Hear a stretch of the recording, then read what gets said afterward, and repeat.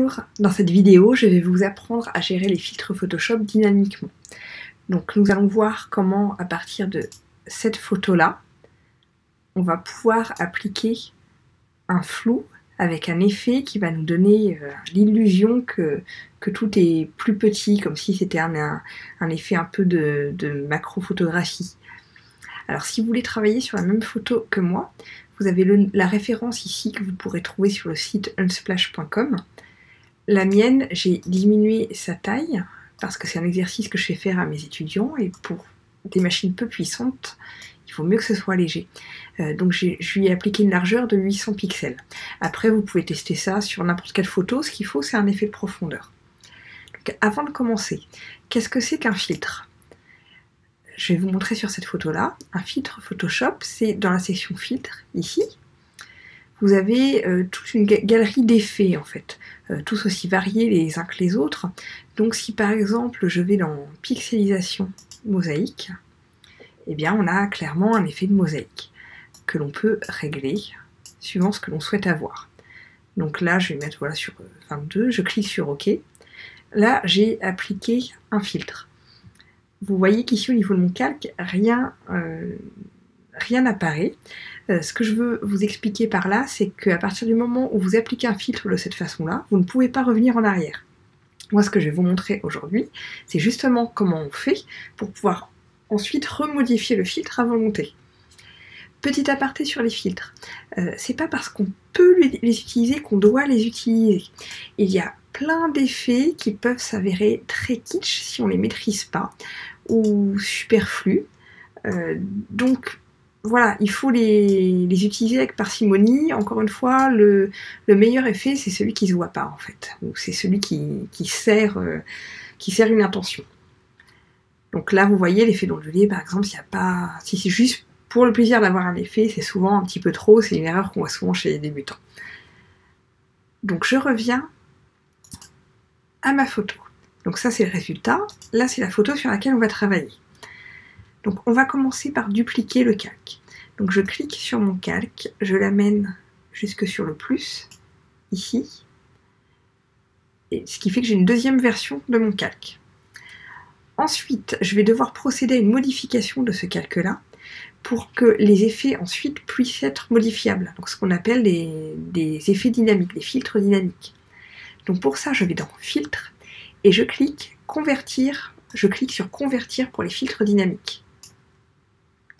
Donc là, il me demande il m'explique que le calque sélectionné sera converti en objet dynamique. Donc je clique sur ne plus afficher, moi ça me va très bien. Je clique sur OK.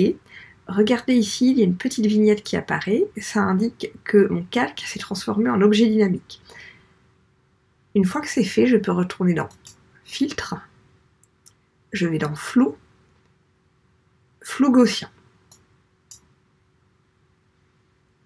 Et là, ce qui est assez top, c'est que, vous voyez ici, j'ai une petite vignette qui apparaît, qui m'indique que je vais pouvoir ensuite resélectionner mon filtre. Ce que je n'avais pas dans l'autre image, parce que je n'avais pas converti mon calque en objet dynamique, je l'ai ici. Donc là, je vais pouvoir facilement faire un essai. Avec mon panneau, je vais pouvoir régler le flou, voir ce que ça donne, et puis, si je me trompe, c'est pas grave, je pourrais toujours revenir en arrière. Alors je vais mettre ça, comme ça, on va voir. Je clique sur OK, et donc vous voyez ici, j'ai mon filtre qui apparaît, je pourrais double-cliquer et revenir le modifier. Ensuite, ce qu'on veut, c'est que le filtre ne s'applique qu'à une partie de l'image seulement, pour avoir cet effet un peu comme si tout était minuscule. Donc je reviens dessus et je vais appliquer un masque de fusion. Si vous ne voyez pas de quoi je parle, n'hésitez pas à aller voir la vidéo que j'ai faite à ce sujet. Je clique ici pour ajouter un masque de fusion. J'en profite au passage, si je vous ai appris quelque chose pendant cette vidéo, n'hésitez pas à mettre un petit like ou à vous abonner à ma chaîne YouTube. Donc j'ai cliqué ici, j'ai rajouté le masque de fusion. Le principe du masque de fusion, c'est que ce qui est en noir sur le masque masque l'image, ce qui est en blanc laisse apparaître. Donc je vais appliquer un dégradé à ce masque et vous allez voir ce que ça va donner. Donc je double-clique ici sur mon outil dégradé, Il est souvent caché derrière l'outil pot de peinture, vous le trouverez ici. Une fois que j'ai mon outil dégradé, je double-clique ici sur la barre de couleur. Donc là, j'avais testé avant mon dégradé, donc qui est déjà fait, mais je vais repartir sur un autre pour vous montrer comment procéder. Donc, pour résumer, les curseurs que l'on a en bas indiquent la couleur, ceux que l'on a en haut indiquent l'opacité de la couleur. Nous, on va se servir que de la couleur. Donc, je veux que ça commence par du blanc. Donc, pour changer la couleur de ce curseur-là, je clique ici, je vais sur le blanc. Je veux une deuxième teinte au milieu qui soit noire. Donc je clique ici, vous voyez, il y a la main qui apparaît. Je clique et ça me fait apparaître un nouveau curseur. Si je voulais le supprimer, je cliquerai dessus, je tirerai vers le bas. Ou alors je pourrais cliquer sur supprimer ici.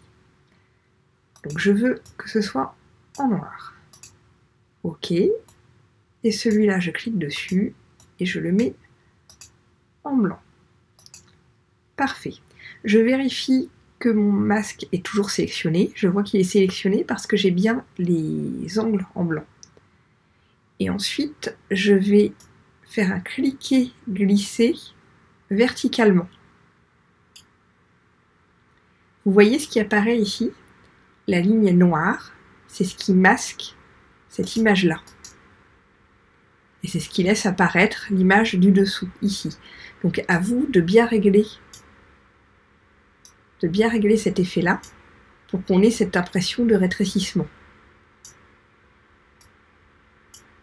On peut le modifier à volonté et on pourrait même ensuite, si on veut accentuer l'effet de flou, prendre le pinceau avec des bords assez doux. Je le prends en noir avec une opacité à 40%, je vais le prendre un petit peu plus gros.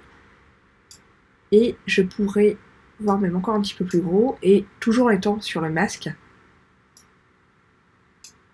je pourrais venir passer ici, alors pardon, c'est en blanc, je viens passer en blanc, et vous voyez, ça me rajoute du flou sur ces zones-là de l'image. Voilà, donc avec cette vidéo, ce que je voulais surtout vous montrer, c'était comment on applique un filtre dynamiquement. Donc encore une fois, le fait que ce soit dynamique, c'est le fait qu'on puisse revenir dessus autant qu'on veut. Et ça, c'est super pratique. Et ensuite, comment on l'applique partiellement avec le masque de fusion. Voilà, à bientôt pour une prochaine vidéo.